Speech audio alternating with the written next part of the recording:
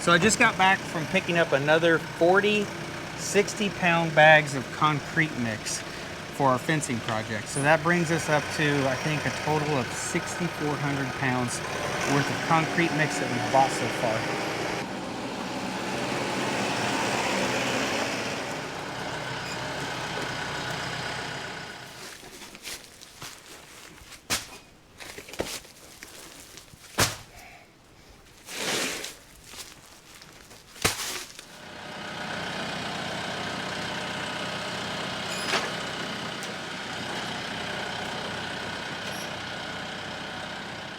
So the weather forecast doesn't call for rain today, but it is extremely windy outside. But I still have lots of stuff that I want to get done. I got a lot of loose ends that I need to tie up, so let's get started. So right here on the north side of our driveway, we put in some temporary electric fence, and we let the cows and sheep out here so they could graze this all down and make it look all nice. And you can see they've done an excellent job. And what I need to do is come in here and I need to clean out the very end of this fence row. We tore out this fence row all the way down, and then there was this pile of dirt and metal and boards. There's a bunch of just junk right here. And the sheep have like ate all of the weeds and leaves off of the thorn bushes where I can see everything now. So this is gonna make it a lot easier. But we're gonna get in here and get this all cleaned up because our new fence is actually gonna go right through this mound of dirt and go that direction. All right, let's get our electric fence turned off. So what surprised me is when we let them out here, is this field was full of like purple dead nettles and some kind of like weeds and stuff, and it's just yellow. It looks terrible, right? And they would stay out here and graze on all of these weeds, and they would ignore that green grass over there, and they would eat this field. So then I ended up just making it bigger so that they could have more of the field if that's what they wanted to eat. But I don't understand it. This does not look, can't be good forage, but they were wanting to eat it. We'll reel this up a little ways.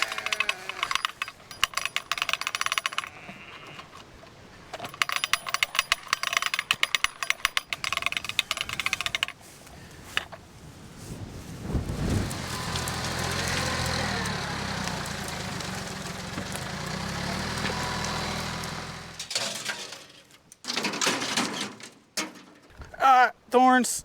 Ouch. I stepped in one of your guys' poop.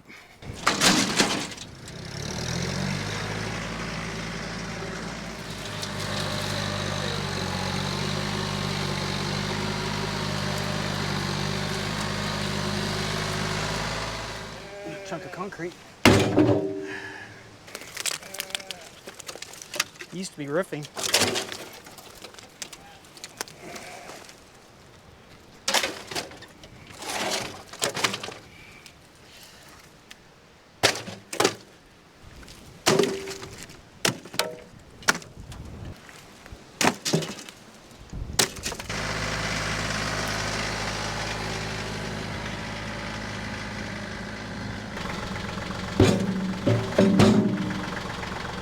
Well, I just spied this.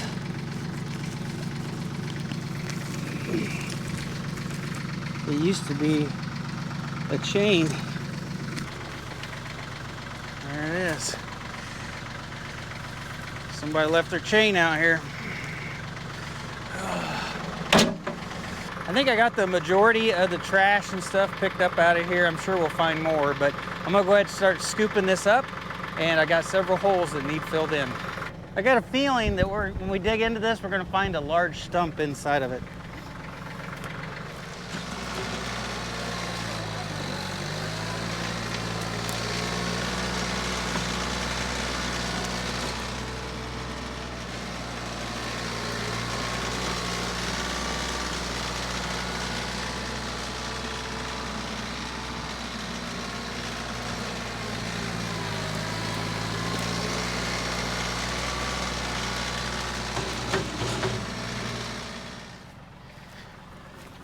Well, that's a piece of the stump right there. This is a piece of it.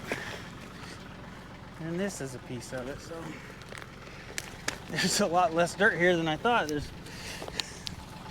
Oh. down to the concrete block.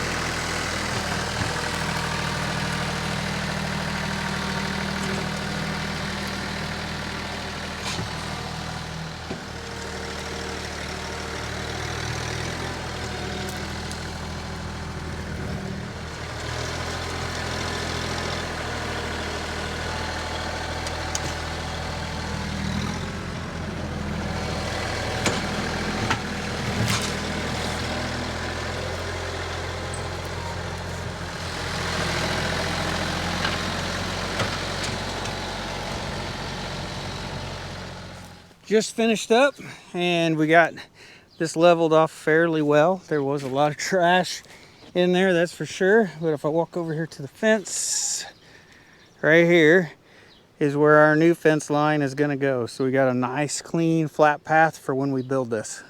So over here we had pulled some big bushes out of the ground right here. So we filled in this hole with some dirt. And over here our water line comes across and then turns and goes into the water hydrant in this barn. And there was a tree growing right on top of that water line. So probably against my better judgment, about 3 weeks ago, I pulled that tree out of the ground with that hydraulic tree puller on the front of the tractor. Didn't damage the water line, I was afraid I would, but I pulled that tree out and it was probably the biggest tree that I've pulled out so far. And that tree puller has been, it's been one of the funnest implements that I've had a chance to use. And it's going back to my buddy Ben this week. I'm taking it back to him, so you guys have seen that on the channel for the last time. But that's definitely been a well-used tool for the few weeks I had it. It's been almost indispensable. It's saved us a lot of work. All right, I got the electric fence set back up, and then I let the animals back out here.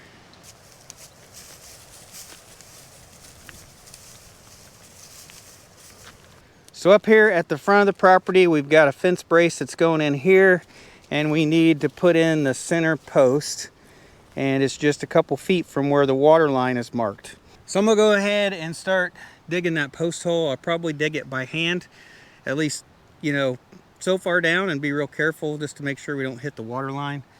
I would have done this the other day, but I didn't have enough concrete. I was like one bag short from having enough to do this post, but I got plenty of concrete now.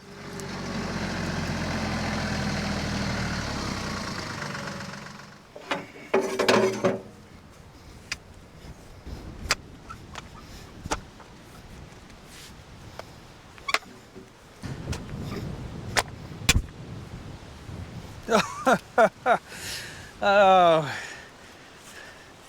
I just broke the handle on the post hole digger. So this, I had broken a fiberglass handle off of this before. It bent and kind of broke. And I put this wooden handle on here. Now I finally broke it. So it looks like we're digging this with the tractor instead. Hopefully we don't hit the water line.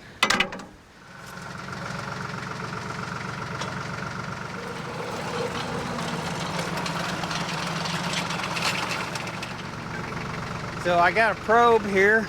It's basically just a metal rod with a T-handle, and I can poke down in here and we can see if we feel that water line. All right, I've poked around about every inch on this side. I don't feel anything. I think we're good to keep going.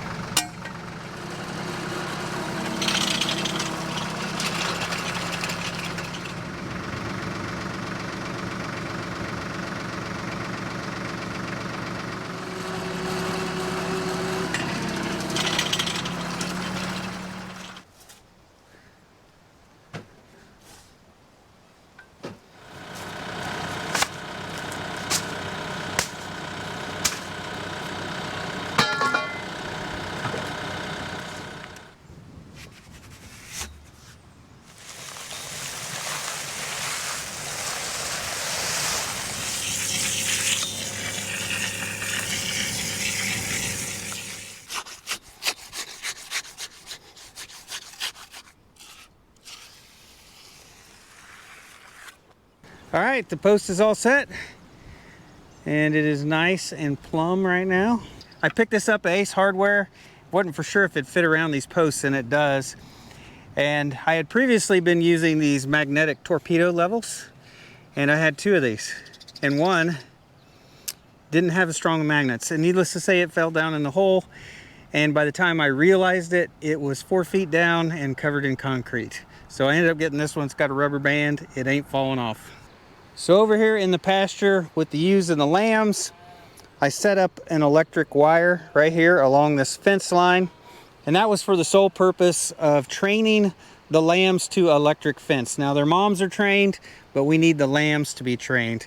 So now it is time, I think, for step number 2, and that's to find out whether they actually got trained or not. So we're gonna rerun this electric wire straight down the middle of this pasture and divide it in 2. And we should find out fairly quickly whether they're actually trained or not. And if they are, we can start moving them into some temporary paddocks so that they can get some grass that hasn't been grazed yet this year. All right, just unhook the fence.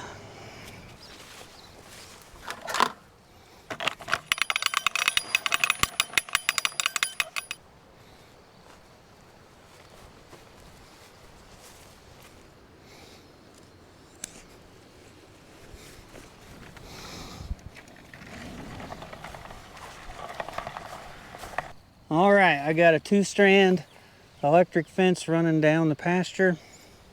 So we'll give it a little bit of time. I'm sure we'll know by tomorrow whether they're trained or not.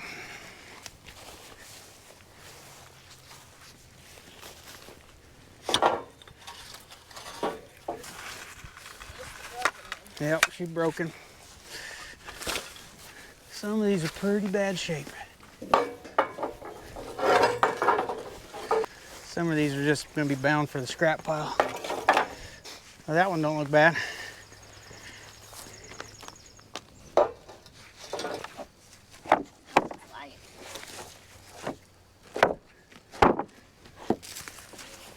Can you get it?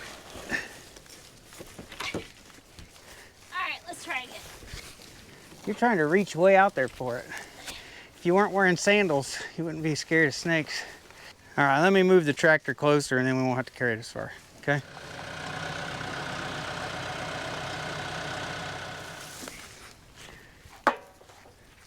That easier for you? Yeah, well, that one's lighter. We don't want them to be lighter. That means they're rusted out. Oh, that one's heavier. That one's definitely heavy.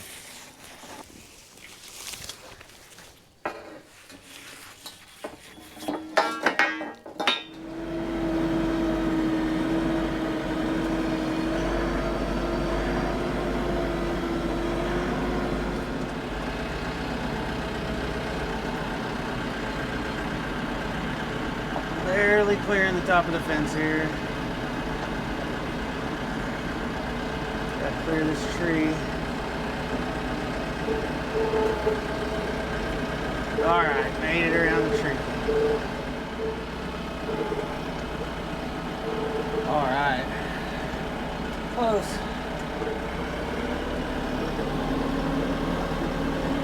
These pipes are 20 to 22 feet long.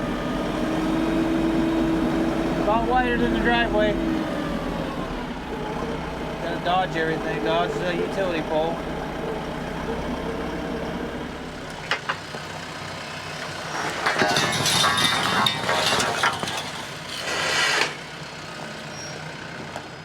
So what I got laying here on the concrete is all the oil filled pipe I have left. So I'm kind of taking an inventory.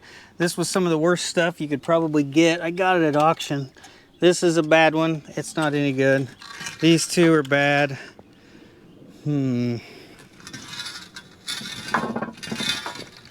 So these 5 right here, I think are mostly good. So I can get 2 horizontal braces out of each one of these. I'm gonna suspect I'll get at least 8 out of those. There's probably some bad in there. So let's say I can get 8 out of those, and I think I can get 1 out of there. So after a quick count, I think I need 14 just to do the front. What'd I say? I had 9? So I'm like 5 short. So I'm trying to come up with a quick inventory here so that I can find out how many more these oil filled pipes I need. Now, like I said, I think these, I got at auction, these are probably the worst quality that you could possibly get. A lot of them, besides having like, you know, where maybe they blew a hole out testing the pipe, most of this had sat on the ground long enough that it actually had just rusted through. So it's probably sitting on somebody's farm for 10 years, maybe 20 years before somebody put it on auction. So I've just tried to pick out the best pieces possible. So I think I'm gonna get about 60 to 70% use out of this pipe, and the other, you know, 30-40% is just gonna end up going to the scrapyard. So I also need some posts for the high and low spots to hold the fence up and down, and then I got to build the braces for the south side. So just kind of running the quick numbers through my head, I think I need about 20 more oil filled pipes.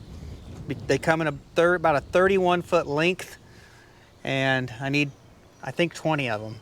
And you can't really get them locally very often. You can get them, but you normally have to travel a couple hours, maybe 2-3 hours to go get them. So that's probably what I'm gonna have to do. I'm probably gonna end up taking a day and just making a trip out of it, try to get the rest of the pipe that I need for this project. So in my last video, the most common comment that was made was people were worried about capping the top of these pipes. You know, they could fill full water, it would make them rust quicker, they could freeze and bust. And that is the intention. I do plan on capping the top of these. But all of the other ones I set individually, so all of those posts are actually different heights. They vary just a little bit. So after I get the horizontal braces all welded in place like this one, I'm gonna go ahead, I'm gonna cut the tops off so that they're nice and straight with each other. Everything looks pleasing to the eye, and then we'll go ahead and cap them. I'm just not to that point yet. Now there's a couple different ways I could cap these. I haven't decided exactly what. I could go the easy button, or I could go a harder way. I'm trying to decide which way is best. I'll probably go the easy button, but we'll just have to wait and see. But anyway, it is, it's 7:34. I don't know if you can see that. 7:34 in the evening. I haven't ate any supper, and during this fencing project, I have lost almost 15 pounds. Just because I have stayed busy. I've only ate maybe one meal a day, maybe 1.5 meals a day, you know, like a snack. And it is definitely putting me in shape doing this project. And today is no different. I think all I cooked myself a smash burger and for lunch, and I haven't had anything else to eat yet. So I think tonight, it's getting kind of late, but I still think I'm gonna go find something to snack on. But I think that's it for today, guys. I hope you guys have a wonderful day, and I'll see you in the next one. And there's our sunset as I'm walking back to the house. But before I get back to the house, I probably ought to lock the chickens up. That way we don't have any more chores to do. So far, so good with the electric fence over here. All right, I don't see any chickens. I think they're all up in the coop.